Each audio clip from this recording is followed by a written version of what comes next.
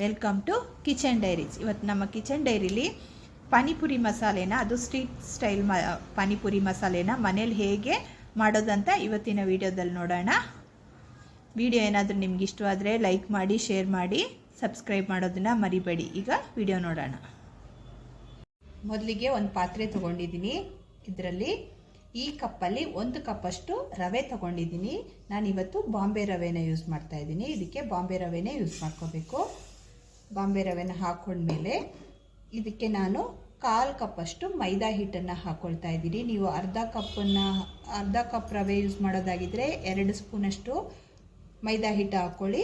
ಒಂದು ಪೂರ್ತಿ cup use ಮಾಡೋದಾಗಿದ್ದರೆ ಅರ್ಧ ಕಪ್ಪಷ್ಟು 1/4 ಕಪ್ಪಷ್ಟು ಮೈದಾ ಹಿಟ್ಟನ್ನು ಹಾಕ್ಕೊಳ್ಳಿ. ಈಗ ಇದಕ್ಕೆ ನಾನು ಸ್ವಲ್ಪ ಉಪ್ಪನ್ನು ಹಾಕ್ಕೊಳ್ತಾ ಇದ್ದೀನಿ. ಹಾಕ್ಕೊಂಡು ನೋಡಿ, ನಾನಿಲ್ಲಿ ಅರ್ಧ ಕಪ್ಪಷ್ಟು ನೀರನ್ನ, ಬಿಸಿನೀರನ್ನ ಚೆನ್ನಾಗಿ ಕುದಿಸ್ಕೊಂಡು ಇದಕ್ಕೆ ಹಾಕ್ಕೊಳ್ತಾ ಇದ್ದೀನಿ. ಹಾಕ್ಕೊಂಡು ಮಿಕ್ಸ್ ಮಾಡ್ಕೊಳ್ಳಿ. ಇದಕ್ಕೆ ಅರ್ಧ ಕಪ್ಪಷ್ಟು ನೀರು ಕರೆಕ್ಟಾಗಿರುತ್ತೆ, ಕರೆಕ್ಟು ಪ್ರಮಾಣದಲ್ಲಿರುತ್ತೆ. ಸ್ವಲ್ಪ ತಣ್ಣಗಾದ್ಮೇಲೆ, ನೀರು ತಣ್ಣಗಾದ್ಮೇಲೆ ಕೈಯಿಂದ ಮಿಕ್ಸ್ ಮಾಡ್ಕೊಳ್ಳಿ.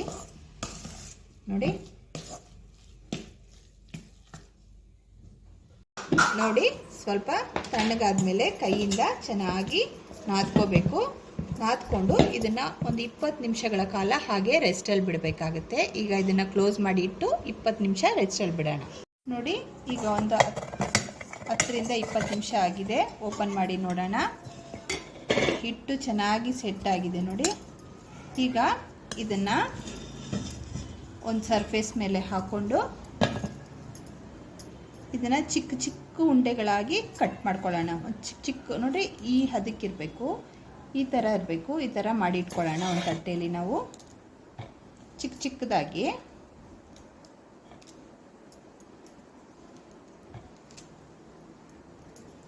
ಈ ಥರ ಮಾಡಿ ಇಟ್ಕೋಬೇಕಾಗತ್ತೆ.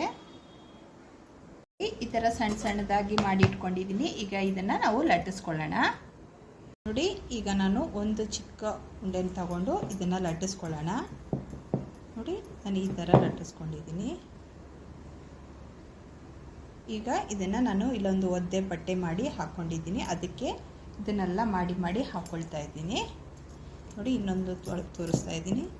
ಈ ಥರ ನೋಡಿ, ಹೀಗೆ ಹಾಕ್ಕೊಳ್ತಾನೆ ಹೋಗ್ತಾ ಇದ್ದೀನಿ. ಇದೇ ರೀತಿ ಎಲ್ಲನೂ ಮಾಡ್ಕೊಳ್ಳೋಣ ನಾವು. ಎಲ್ಲನೂ ಹೀಗೆ ಬಟ್ಟೆಯಲ್ಲಿ ಮಾಡಿ ಇಟ್ಕೊಂಡಿದ್ದೀನಿ. ಆದಷ್ಟು ಎಲ್ಲನೂ ಒಂದೇ ಸೈಜಲ್ಲಿ ಬರೋ ಥರ ಮಾಡ್ಕೊಂಡಿದ್ದೀನಿ. ಈಗ ಇದನ್ನೆಲ್ಲ ನಾವು ಎಣ್ಣೆಯಲ್ಲಿ ಕರೆದು ತಗೊಳ್ಳೋಣ. ಅದಕ್ಕೆ ಸ್ಟವ್ ಮೇಲೆ ಒಂದು ಬಾಣಲಿ ಇಡೋಣ. ನೋಡಿ, ಬಾಣಲಿ ಇಟ್ಕೊಂಡಿದ್ದೀನಿ. ಅದಕ್ಕೆ ಎಣ್ಣೆ ಹಾಕ್ಕೊಳ್ಳೋಣ. ಎಣ್ಣೆ ಚೆನ್ನಾಗಿ ಬಿಸಿ ಆಗಬೇಕು. ನೋಡಿ, ಈಗ ಎಣ್ಣೆ ಬಿಸಿಯಾಗಿದೆ. ನಾವು ಮಾಡಿ ಇಟ್ಕೊಂಡಿರೋ ಪೂರಿನ ಎಣ್ಣೆಯಲ್ಲಿ ಕರೆದು ತಗೊಳ್ಳೋಣ.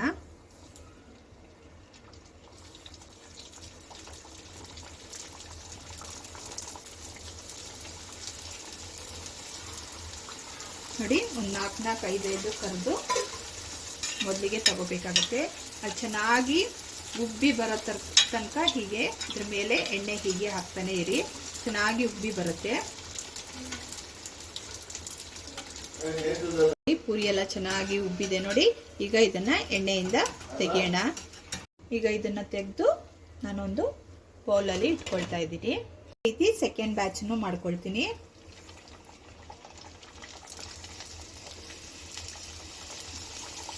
ನೀವು ಸ್ಟವ್ ಫ್ಲೇಮ್ನ ಲೋ ಅಲ್ಲಿ ಇಟ್ಕೊಂಡು ಒಂದೇ ಟೆಂಪ್ರೇಚರಲ್ಲಿ ಇಟ್ಕೊಂಡು ಮಾಡ್ಕೋಬೇಕಾಗತ್ತೆ. ನೋಡಿ, ಪೂರಿ ಮೇಲೆ ಹೀಗೆ ಬಿಸಿ ಎಣ್ಣೆನ ಹಾಕಿದ್ರೆ ಚೆನ್ನಾಗಿ ಅರಳ್ಕೊಡುತ್ತೆ, ಉಬ್ಬುತ್ತೆ ಪೂರಿ.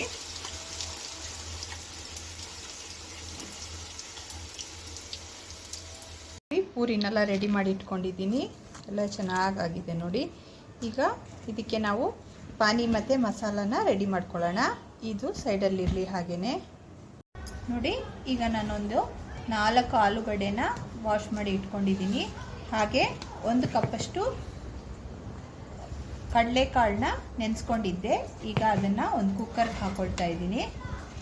ನೋಡಿ, ಕುಕ್ಕರ್ಗೆ ಹಾಕ್ಕೊಳ್ತಾ ಇದ್ದೀನಿ. ಮತ್ತು ಆಲೂಗಡ್ಡೆನೂ ಕುಕ್ಕರ್ಗೆ ಸೇರಿಸ್ಕೊಳ್ತಾ ಇದ್ದೀನಿ. ಅದ್ರ ಜೊತೆಗೆ ನಾನು ಇನ್ನು ಇಲ್ಲಿ 2 ಹಸಿಮೆಣಸಿನ್ಕಾಯಿನ ಇದಕ್ಕೆ ಹಾಕ್ಕೊಳ್ತಾ ಇದ್ದೀನಿ. ಇದಕ್ಕೆ ಎಷ್ಟು ನೀರು ಬೇಕೋ ಅಷ್ಟು ನೀರನ್ನ ಹಾಕ್ಕೊಂಡು ಇದಕ್ಕೆ ಸ್ವಲ್ಪ ಉಪ್ಪನ್ನು ಆ್ಯಡ್ ಮಾಡ್ಕೊಳ್ಳೋಣ. ಸ್ವಲ್ಪ ಉಪ್ಪನ್ನು ಹಾಕಿ ಇದನ್ನು 3ರಿಂದ 4 ವಿಸಿಲ್ ಹೊಡೆಸ್ಕೊಳ್ಳೋಣ. ನೋಡಿ, ನಾವು ಪಾನಿ ರೆಡಿ ಮಾಡ್ಕೊಳ್ಳೋಣ. ಅದಕ್ಕೋಸ್ಕರ ಸ್ವಲ್ಪ ಪುದೀನಾನ ತೊಳೆದಿಟ್ಕೊಂಡಿದ್ದೀನಿ, ಸ್ವಲ್ಪ ಕೊತ್ತಂಬರಿ ಸೊಪ್ಪು. ಪುದೀನ ಸೊಪ್ಪು ಜಾಸ್ತಿ ಇರಲಿ, ಕೊತ್ತಂಬರಿ ಸೊಪ್ಪು ಸ್ವಲ್ಪ ಕಡಿಮೆ ಇರಲಿ. ಒಂದು 3 ಹಸಿಮೆಣಸಿನ್ಕಾಯಿನ ತೊಳೆದಿಟ್ಕೊಂಡಿದ್ದೀನಿ. ಹಾಗೆ ಸ್ವಲ್ಪ ಶುಂಠಿನ ಸಿಪ್ಪೆ ತೆಗೆದು ಕಟ್ ಮಾಡಿ ಇಟ್ಕೊಂಡಿದ್ದೀನಿ. ಇಷ್ಟನ್ನು ಒಂದು ಜಾರ್ಗೆ ಹಾಕ್ಕೊಳ್ಳೋಣ.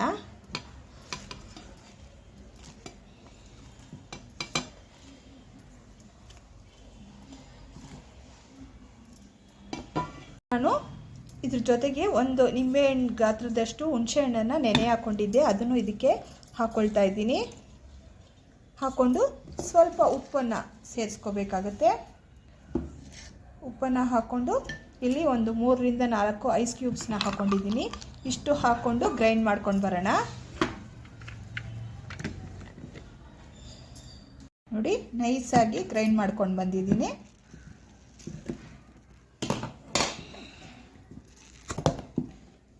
ಈಗ ಇದನ್ನು ಈ ಥರ ನೈಸಾಗಿ ಗ್ರೈಂಡ್ ಮಾಡ್ಕೊಂಡಿದ್ದೀನಿ. ಈಗ ಈ ಥರ ಒಂದು ಬೌಲ್ ತೊಗೊಂಡು ಈ ಬೌಲ್ಗೆ ಒಂದು ಸ್ಟೈನರ್ ಇಟ್ಕೊಂಡು ಇದನ್ನು ಹಾಕ್ಕೊಳ್ತಾ ಇದ್ದೀನಿ.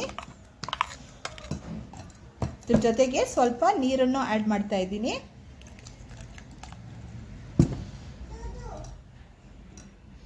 ನೋಡಿ, ಸ್ಟೈನ್ ಮಾಡಿ ತೊಗೊಂಡಿದ್ದೀನಿ. ಇದಕ್ಕೆ ಎಷ್ಟು ನೀರು ಬೇಕೋ ನೋಡಿಕೊಂಡು ಆ್ಯಡ್ ಮಾಡ್ಕೊಳ್ಳಿ.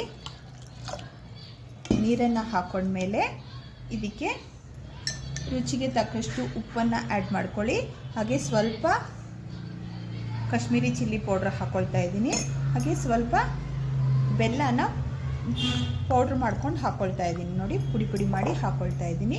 ಇಷ್ಟು ಹಾಕ್ಕೊಂಡ್ಮೇಲೆ ಇದನ್ನು ನೀಟಾಗಿ ಒಂದು ಸಲ ಮಿಕ್ಸ್ ಮಾಡ್ಕೊಳ್ಳಿ. ಮಿಕ್ಸ್ ಮಾಡಿಕೊಂಡು ನಿಮ್ಮ ಟೇಸ್ಟಿಗೆ ತಕ್ಕಂಗೆ ಸರಿ ಇದೆಯಾ ಅಂತ ನೋಡ್ಕೊಳ್ಳಿ. ಯಾವ್ದು ಬೇಕೋ ಅದನ್ನು ನಿಮ್ಮ ಟೇಸ್ಟಿಗೆ ಪ್ರಕಾರ ಸೇರಿಸ್ಕೊಳ್ಳಿ. ಈಗ ಇದು ಸೈಡಲ್ಲಿರಲಿ.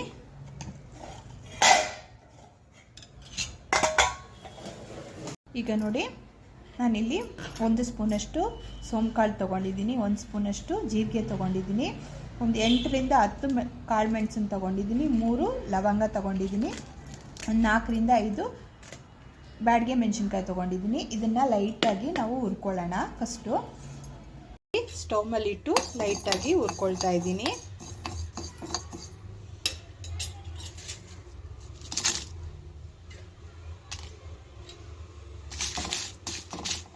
ಹುರ್ಕೊಂಡ್ಮೇಲೆ ಇದನ್ನು ಸ್ವಲ್ಪ ತರಿಯಾಗಿ ಪೌಡ್ರ್ ಮಾಡ್ಕೋಬೇಕಾಗುತ್ತೆ. ನೋಡಿ, ಗ್ರೈಂಡ್ ಮಾಡ್ಕೊಂಡು ಬಂದಿದ್ದೀನಿ. ಈ ಥರ ಸ್ವಲ್ಪ ತರಿಯಾಗಿರಬೇಕು, ತರಿಯಾಗಿ ಇರಬೇಕು. ಈಗ ಇದನ್ನು ನಾವಿಲ್ಲಿ ಪಾನಿ ಮಾಡಿ ಇಟ್ಕೊಂಡಿದ್ದೀವಲ್ಲ, ಅದಕ್ಕೆ ಸ್ವಲ್ಪ ಸೇರಿಸ್ಕೊಳ್ಳೋಣ. ನೋಡಿ, ಸ್ವಲ್ಪ ಇದಕ್ಕೆ ಹಾಕ್ಕೊಳ್ತಾ ಇದ್ದೀನಿ. ಜೊತೆಗೆ ಒಂದು ಸ್ವಲ್ಪ ಈರುಳ್ಳಿನ ಕಟ್ ಮಾಡಿ ಇಟ್ಕೊಂಡಿದ್ದೆ, ಅದನ್ನು ಇದಕ್ಕೆ ಸೇರಿಸ್ಕೊಳ್ತಾ ಇದ್ದೀನಿ. ಹಾಗೆ ಸ್ವಲ್ಪ ಕೊತ್ತಂಬರಿ ಸೊಪ್ಪನ್ನು ಹಾಕ್ಕೊಳ್ತಾ ಇದ್ದೀನಿ. ಇಷ್ಟು ಹಾಕಿ ಮಿಕ್ಸ್ ಮಾಡಿ ಸೈಡಲ್ಲಿ ಇಡೋಣ. ನೋಡಿ, ಬೇಯಿಸಿಟ್ಕೊಂಡಿರೋ ಕಡಲೆಕಾಳು ಮತ್ತು ಆಲೂಗಡ್ಡೆನ ಮಿಕ್ಸ್ ಮಾಡಿ ಸ್ವಲ್ಪ ಸ್ಮ್ಯಾಶ್ ಮಾಡ್ಕೊಳ್ಳೋಣ.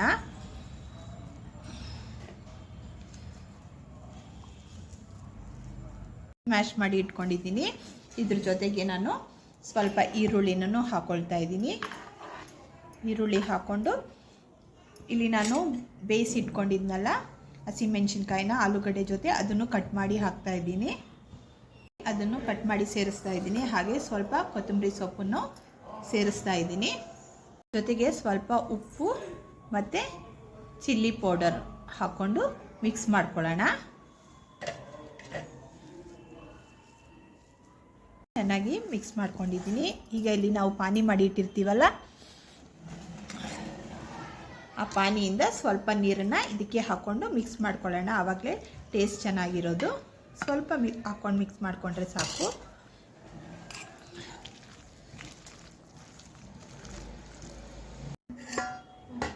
ಈಗ ನೋಡಿ, ಪಾನಿ ರೆಡಿಯಾಗಿದೆ. ಮಸಾಲೆನೂ ರೆಡಿ ಮಾಡಿ ಇಟ್ಕೊಂಡಿದ್ದೀನಿ. ಹಾಗೆ ನಮ್ಮ ಪೂರಿನೂ ರೆಡಿಯಾಗಿದೆ. ನೋಡಿ, ಒಂದು ಪೂರಿನ ಹೀಗೆ ಕೈಯಲ್ಲಿ ತಗೊಂಡು